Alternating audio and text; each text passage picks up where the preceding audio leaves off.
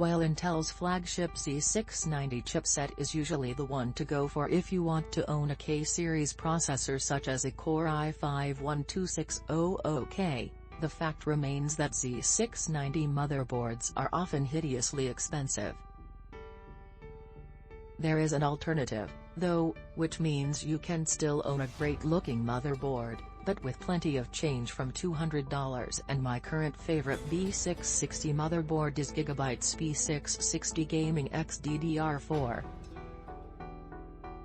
When Intel launched its new 12th gen processors, we were wowed by their gaming performance, and the Core i5-12600K and Core i7-12700K especially, thanks to highly competitive pricing, meant they were top picks if you wanted to own an affordable gaming PC.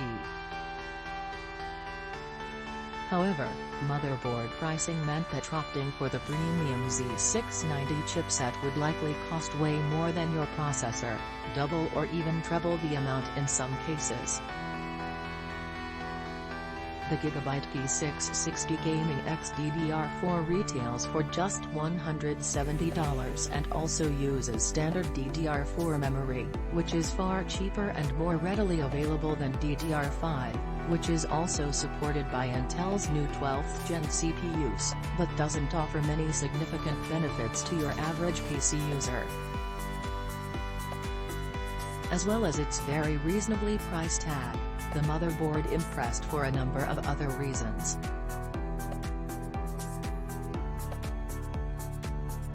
You get 2 slots for the latest SSDs, and one of these even includes a heatsink to keep the SSD's temperature in check or to cover up the otherwise unsightly label from spoiling your PC's aesthetics. Compared to other motherboards in this price range, the Gigabyte B660 Gaming X DDR4 also looks great, with large gunmetal grey heatsinks that kept the VRMs below 60 degrees Celsius in my stress tests. You get plenty of fan headers for your cooling setup too, 6 in total, which is more than enough for your average gaming PC. While there is no Type-C USB port on the rear panel as you can see above, there is a Type-C header on the motherboard, so it can support cases with their own Type-C ports to hook up your smartphone or other Type-C devices. If you just want to have a powerful PC for content creation and work and don't want a discrete graphics card, then there are both HDMI and DisplayPort outputs to make use of the onboard graphics on standard Intel CPUs. Be beware of F models such as the Core i5-12600KF as they lack onboard graphics.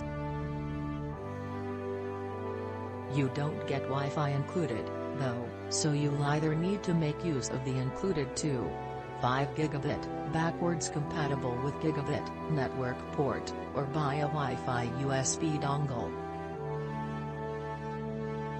You also get a generous 8 USB ports on the back panel too, catering for headphones, peripherals, printers and external storage devices.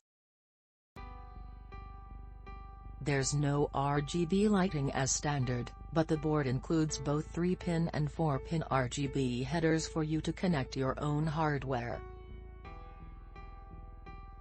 Of course, you won't be able to overclock Intel's K-series CPUs here, but there are limited gains if you do these days due to the fact they run fairly close to their limits out of the box, as do AMD CPUs.